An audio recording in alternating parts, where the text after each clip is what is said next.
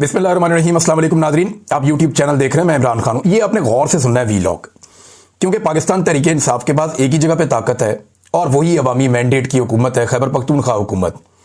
वज़ीर आला सुहेल अफरीदी के ऊपर सारे टाउट एक साथ छोड़ दिए गए। अचानक से सारे मिलकर हमलावर हो गए और अब तक कुछ सियासी रहनुमा हैं, कुछ टाउट्स हैं, कुछ सहाफ़ी हैं, कुछ जो है वो दीगर लोग हैं, ये रल मिल के सुहेल अफरीदी को पड़ गए उनके एक स्टेटमेंट के बाद। ये सारा कुछ क्यों हो रहा है, मैं आपको वो हकीकत बताऊंगा जो आप सुनेंगे तो आपको समझ आएगी कि एक्चुअली बात यही है।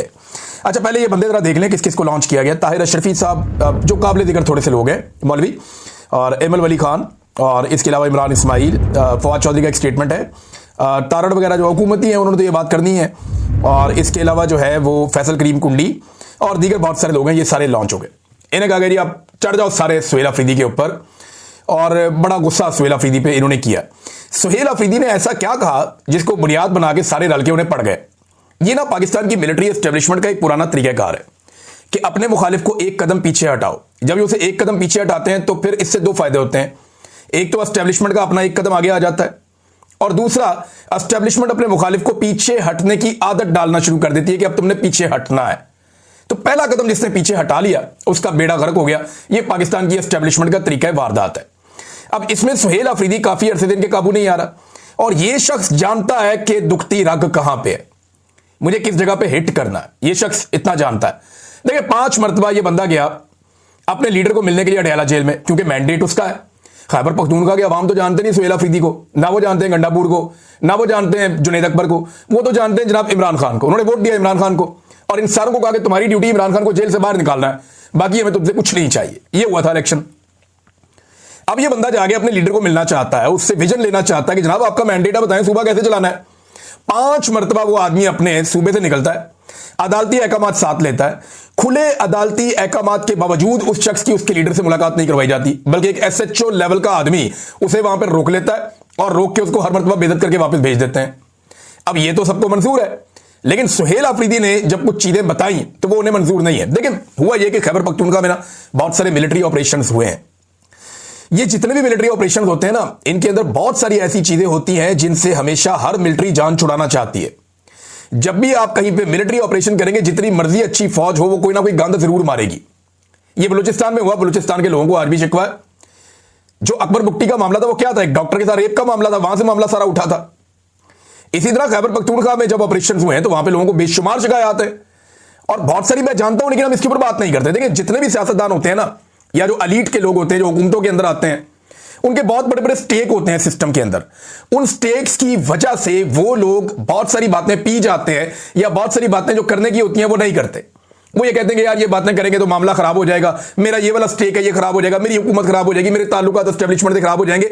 लेकिन अजीब बात यह है कि ये जो वजीर आला खैबर पख्तूनख्वा का, इसके स्टेक्स बाहर नहीं है, इक्तदार में भी नहीं है अभी तक। इसका जो वाइड स्टेक है, जो बहुत बड़ा है, वो अडयाला जेल के अंदर बंद है। और ये है मिडिल क्लास आदमी। इसको इस बात का पता है कि ये सारी जिंदगी भी एड़ियां रगड़ता, एस्टेब्लिशमेंट की भी गुलामी कर लेता, तो ये कभी वजीर आला खैबर पख्तूनख्वा नहीं बन सकता था। इमरान खान के साथ वफादारी निभाई है, उसके नजरिए के साथ खड़ा हुआ है, तो ये वजीर आला खैबर पख्तूनख्वा बन गया है।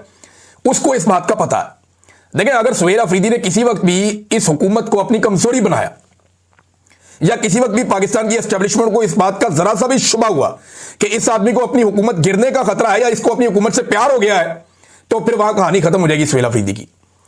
उसे इस बात की परवाह नहीं है, और उसने अब वो सच बोलना शुरू किया जिस सच को हमेशा बड़े बड़े लोग छुपाते रहे हैं। देखिए, मैं इस पे एतराज कर दिया, एकदम रोला डाल दिया जी, मस्जिद के अंदर कुत्ते बांधे फौज ने, और हमने जब उन्होंने कहा आप भी कुत्तों की तरह ही हो, यानी आप में कोई फर्क नहीं है कुत्तों में और आप में। और ये सुहेल अफरीदी ने एक बात बताई, लेकिन यहां सुहेल अफरीदी ने एक बात नहीं बताई, और बातें भी बताई थी। सुहेल अफरीदी ने यह भी बताया था कि एक एक घर की 10-10 लाशें हमने उठाई हैं। तो आप एक मस्जिद की बात करते हैं, यानी यहां पे आप मस्जिद की बात करते हैं, ओवर रिएक्ट कर रहा है सिस्टम। ये सिस्टम बहाना ढूंढ रहा है कि कहां पे हम सुहेल अफरीदी को दीवार के साथ लगाएं या एक कदम पीछे हटाएं। आज से कुछ अर्सा पहले आपको याद होगा, एक आजान देने का सिलसिला शुरू हुआ था पाकिस्तान के बाहर। कुछ दोस्त हैं, उन्होंने ये शुरू किया था, अहमद अली साहब वगैरह, कि जनाब हमने आजान देनी है। तो उन्होंने आजान देने का सिलसिला शुरू किया, और एक उसका नाम भी रखा मिशन नूर। तो एस्टेब्लिशमेंट में फौरी तौर पर उनको एक कदम पीछे हटाने के लिए मिशन नूर के नाम को मुतनादे बना दिया। मौलवी लॉन्च कर दिए, बंदे लॉन्च कर दिए। अच्छा, उन लड़कों ने कहा जी हम तो एक कदम पीछे नहीं हटते, इसका यही नाम रहेगा। उन्होंने पहली मरतबा कहा कि ब्लैकमेल ही नहीं होते, जो करना कर लो। और उन्होंने कामयाब अपना मिशन पूरा भी करके दिखाया। पाकिस्तान भर से लोगों ने अजानें दी, बहुत बड़ी एक्टिविटी हुई पूरे पाकिस्तान में। बल्कि इमरान खान ने जेल में सुना, उसने कहा जी मुझे पता होता मैं भी अजान दे देता। तो अब ये सुहेल अफरीदी को दीवार से लगाना चाहते हैं, एक कदम पीछे हटाना चाहते हैं, ओवर रिएक्ट कर रहे हैं। ये कोई इतना बड़ा स्टेटमेंट सुहेल अफरीदी ने नहीं दिया। एक इंसान की जान की कीमत इससे ज्यादा है जो ये मस्जिद के अंदर कुत्ते या जानवर बांधने वाली बात है। और अभी मैं आपको बताऊंगा कि उसके सबूत अब सामने आना शुरू हो गए, लोग उस पर बात करना शुरू हो गए। ये ओवर रिएक्ट कर रहे थे ना। इस मुल्क में जजों के कमरों के अंदर कैमरे लग गए कि उनकी और उनकी जो फैमिली है, इनके जो खलबत के लम्हात है उनको फिल्मा दिया जाए। पार्लियामेंट और पार्लियामेंट लॉजेस के ऊपर कब्जे हो गए। यहां पे चढ़ दौड़े नकाब पोश, यहां पे हजारों चादर और चार दीवारियों का तकद्दुस पामाल हो गया। इंसानों की जबरी तौर पे गुमशुदगियों का एक लामुतनाही सिलसिला जारी है बड़े लंबे अरसे से। निहत्ते इंसानों पर गोलियां बरसाकर बार बार लाशें बिछाई गई इस मुल्क के अंदर।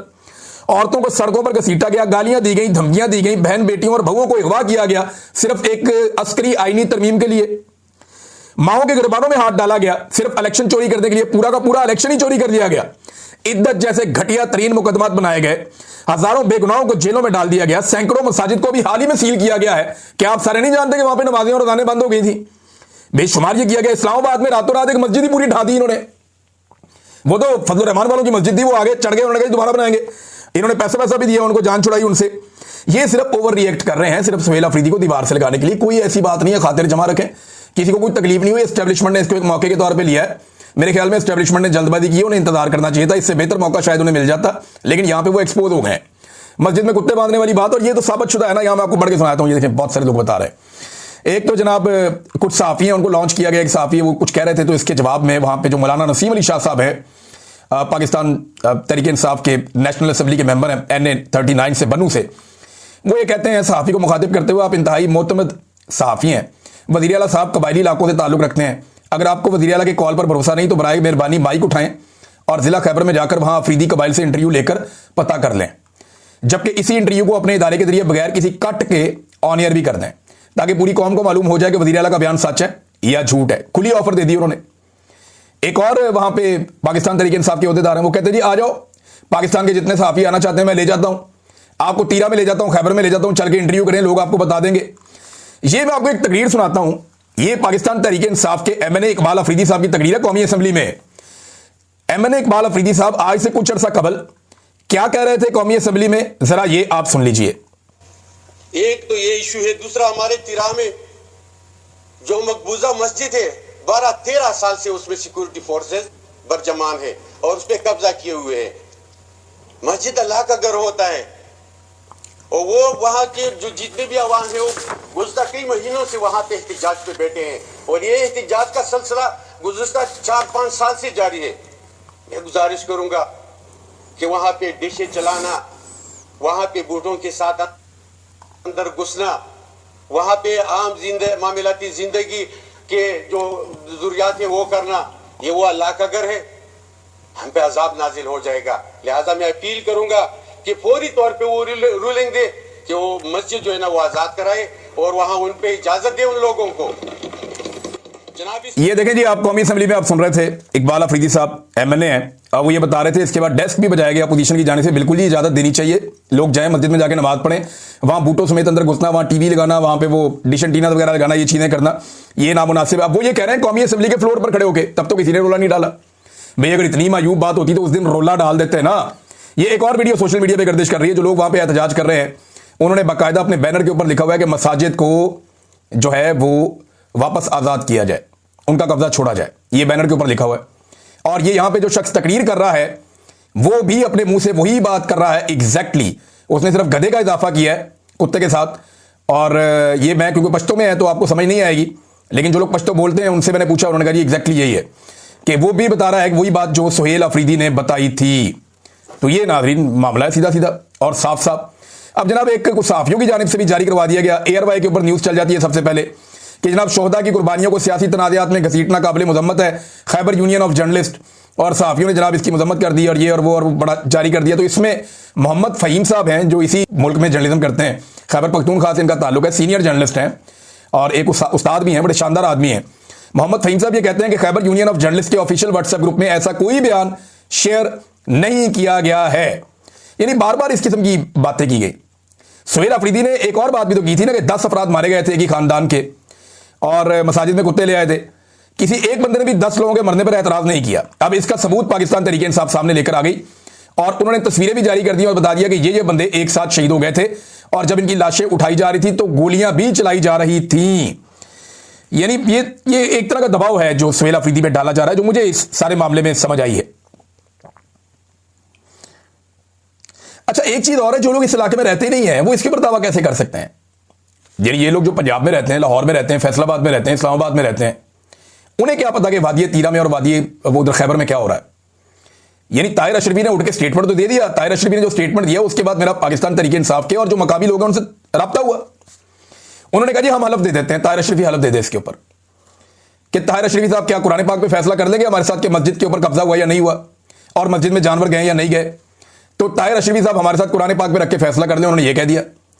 तो ये आके कहना बड़ा आसान होता, आप इसकी इंक्वायरी क्यों नहीं डिमांड करते? अब ताहिर अशरफी जिस लेवल का मौलवी है उसको चाहिए था कि क्योंकि एक मस्जिद के अंदर जानवर ले जाने की बात हुई है तो बजाय इसके कि एक तरफा स्टेटमेंट जारी कर देता, उसको चाहिए था कि वो ये कहता कि जी इसकी इंक्वायरी करवाई जाए और अगर कोई लोग इसमें मुलव्विस है और ऐसा कोई वाकया हुआ है या मस्जिद के ऊपर कब्जा हुआ है तो वो कब्जा फौरी तौर पर छोड़ा जाए। देखिए एक इशू है, जब ऑपरेशन हो रहा था ना जिन दिनों में, बहुत मैं पुरानी बात आपको बता रहा हूं, तो ये जो दहशतगर्द ना ये सबसे पहले मदारिस में और मसाजिद में आते थे क्योंकि यहीं पे पाक फौज ने शुरू में इनकी ट्रेनिंग की थी। ये सारे मदारस पाकिस्तान की फौज के साथ मिलकर कोलैबोरेशन के साथ वहां पे दीनी जमातों ने मिलकर बनाए थे और इन मदारस में पूरी दुनिया से आने वाले दहशतगर्दों को ट्रेंड किया गया था। जो अफगानिस्तान से लोग आए थे हिजरत करके, उनके बच्चों को यहां पे पढ़ा के और उनको तरबियत दी गई थी जंग की, फिर वही बाद में तालिबान कहलाए थे, वो वहां पे लड़ने के लिए गए थे। तो जब पाकिस्तान के अंदर दहशतगर्दी के लिए लोग आए तो इन्होंने उन्हीं मदारिस को और मसाजिद को इस्तेमाल भी किया और फिर उसकी वजह से कुछ मदरसे और मसाजिद जो हैं वो शहीद भी हुए। ये बात ठीक है, लेकिन मकामी लोगों का ये कहना कि हमारी मसाजिद के ऊपर लंबे अरसे से कब्जा है, ये बात जो है वो कौमी असेंबली में भी उठाई गई है। लिहाजा इस चीज को उस एंगल से भी देखा जाना चाहिए और सुहेल अफरीदी को दबाने के लिए ये सारा जो बयानिया उसको इस्तेमाल किया जा रहा है, अदरवाइज इसके अंदर और कुछ भी नहीं है, कुछ भी ऐसा नहीं है जिसके ऊपर कोई वबाल खड़ा किया जाए। नाज़रीन, 27वीं आईनी तरमीम जो आ रही है इसके अंदर खतरात क्या क्या है, इसके ऊपर एक डॉक्यूमेंट जारी किया पाकिस्तान तहरीक इंसाफ ने जागो पाकिस्तान के नाम से कि 27वीं आईनी तरमीम का मुसवदा तो अभी तक अवाम के सामने नहीं आया, लेकिन जो चीजें जिन्हें छेड़ा जा रहा है कि जो मौजूदा आइन है वो क्या है और उसमें जो रद्दोबदल हो सकता है वो क्या हो सकता है। इसमें एक आर्टिकल 160 है, 163A, ये NFC अवार्ड से मुतालिक आर्टिकल है। अच्छा, इसमें जो आर्टिकल 163A है वो ये कहता है कि सूबों का कौमी फंड्स में हिस्सा कम नहीं हो सकता। वैसे ही सूबों को इतना ज्यादा हिस्सा नहीं मिलता, वफाक ज्यादा पैसे लेता है, आई थिंक 57% वफाक लेता है, 43% सूबों को जाता है। लेकिन अगर इन्होंने तरमीम कर दी तो मरकज को सूबाई फंड्स का हिस्सा तकरीबन 500 अरब रुपए दिफा कर्ज के लिए लेने की इजाजत मिल जाएगी, यानी वो सूबों का हिस्सा मरकज इस्तेमाल कर सकेगा। नंबर 2 आर्टिकल 200 है, जजेस की मुंतकली, यानी पहले जज की इजाजत हो तो जज को एक अदालत से आप दूसरी अदालत में ले जा सकते हैं, लेकिन अब यह है कि जज को एक सरकारी ऑफिसर बना दिया, जिधर मर्जी उठा के उसको पोस्ट कर दिया, उसकी ट्रांसफर कर दी, तो जजों की ट्रांसफर पोस्टिंग होना शुरू हो जाएगी और जज बिल्कुल डरे डरे सहमे सहमे राह करेंगे कि अगर मैंने फैसला हुकूमत या एस्टेब्लिशमेंट की मर्जी के खिलाफ दिया तो मुझे कहीं ये बलूचिस्तान ट्रांसफर ना कर दें या कहीं सिंध में ट्रांसफर ना कर दें या कहीं खैबर पख्तूनख्वा में ट्रांसफर ना कर दें या कहीं किसी और लाहौर या मुल्तान हाई कोर्ट में या फैसलाबाद कहीं और जगह पे मुझे ना भिजवा दें। तो जज बेचारे इस डर से अब फैसले भी नहीं दे पाएंगे। ये है जनाब आर्टिकल 200। नया आईनी अदालत, ये अब एक नया आर्टिकल शामिल किया जाएगा, आईनी अदालत बनाई जाएगी और यानी सुप्रीम कोर्ट आइन की तशरीह करता है वैसे तो, लेकिन अब एक अपनी अलग से आईनी अदालत बनाएंगे जहां पे जज जो है ये खुद लेकर आके अपनी मर्जी के बैठाएंगे और उन जजों के जरिए से अपने तमाम आईनी मामलात के फैसले लिया करेंगे, यानी सत्ते खैरा किसी किस्म का प्रॉब्लम इनको आइंदा अदालत की तरफ से नहीं होगा। मजिस्ट्रेट की तकर्रियां, ये एक अलग मामला है। आर्टिकल 213 के अंदर भी ये तरमीम करना चाहते हैं इलेक्शन कमीशन में, यानी इलेक्शन कमीशन पहले अपोजिशन लीडर और वजीर आजम ये दोनों मिलकर उसका तकर्रुर करते हैं कि कौन होगा। ये आपस में एक कंसेंसस के साथ होता है क्योंकि इलेक्शन में दोनों ने, अपोजिशन ने और हुकूमत ने, दोनों ने जाना होता है, लेकिन यहां पे वो चाह रहे हैं कि इसको तब्दील कर दिया जाए और वजीर आजम के पास इख्तियार आ जाए, जैसा कि मुबैना तौर पर चीजें सामने आ रही, वजीर आजम के पास इख्तियार आ जाए जैसा कि आर्मी चीफ की तैनाती में उसके पास ये इख्तियार है। आर्टिकल 243 फौज की कमान, जो पहले आइन है वो ये कहता है कि सदर सुप्रीम कमांडर है। अच्छा, अब इसमें कमांड के ढांचे में तरमीम की जाएगी ताकि एग्जीक्यूटिव के कंट्रोल को मजीद मजबूत बनाया जा सके। जो फौजी सरबराह उसका आईनी ओहदा हो जाएगा वो बहुत तगड़ा हो जाएगा, सदर से भी, वजीर आजम से भी तगड़ा हो जाएगा। और जनाब दीगर कुछ और है, वो 18वीं तरमीम के अंदर कुछ चीजें थी उनको खत्म करके सूबे की तालीम और फलाह बहबूद और दूसरी चीजें उठा के इधर ले आएंगे वफाक के पास। तो ये 2 नंबरी की जा रही है, लेकिन फजल रहमान साहब ने इसके बाद एक स्टेटमेंट जारी किया है।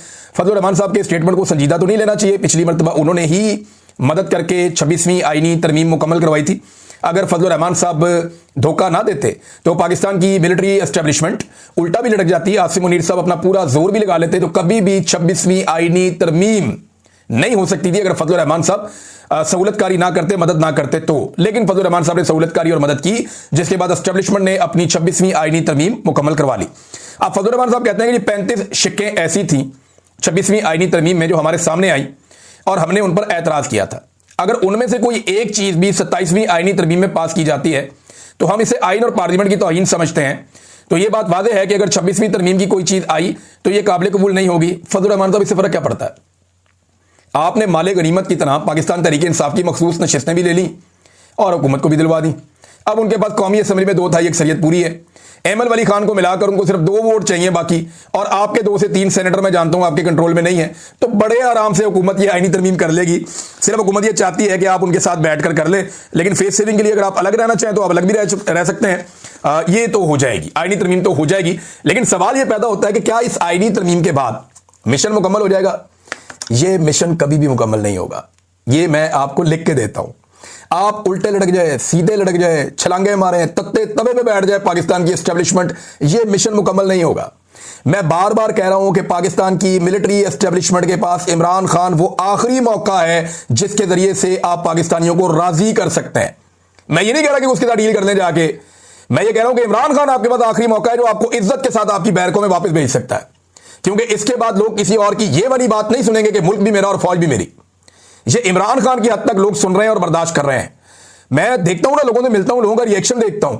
ओवरसीज पाकिस्तानी जो नगमे गाया करते थे हर वक्त, जो बड़े जज्बाती होते थे, वो अपने मुंह से कहते हैं जनाब हमको मिलिट्री एस्टेब्लिशमेंट के खिलाफ एक लफ्ज नहीं सुन सकते थे, और आज वो लोग खुद चढ़ चढ़ के बोलते हैं। उन्हें समझाना पड़ता है कि यार इजी हो जाओ, क्या हो गया? वो कहते हैं नहीं, सवाल ही पैदा नहीं होता, इन्होंने बेड़ा गर्क कर दिया मुल्क का। तो इमरान खान वो आखिरी उम्मीद है एस्टेब्लिशमेंट के पास जो एस्टेब्लिशमेंट को इज्जत के साथ बैरकों में वापस भेज सकती है। अदरवाइज फिर उसके बाद ये नहीं होना। और आपने जो जो हरबे आज तक इस्तेमाल किए हैं, इससे पहले कभी नहीं हुए ना, इतने ही और कर लें। 27 तरमीमें आ गई है ना, 27 और ले आए अगले 2 साल के अंदर। आप 54 तरमीमें भी कर लेंगे ना, मसला आपका हल नहीं होना। मसला आपका तभी हल होगा जब पाकिस्तान की अवाम मुतमईन हो जाएगी, और वो अब मुतमईन नहीं होने वाली जब तक कि वो आपको एक मरतबा पूरी शिकस्त नहीं देती। एस्टेब्लिशमेंट को पाकिस्तान की आवाम से हारना पड़ेगा, वरना ये लड़ाई चलती रहेगी जितनी मर्जी लंबा आप इसको घसीट लें, अल्टीमेटली एक दिन लोग आपको हरा देंगे। अब तक इतने, अपना ख्याल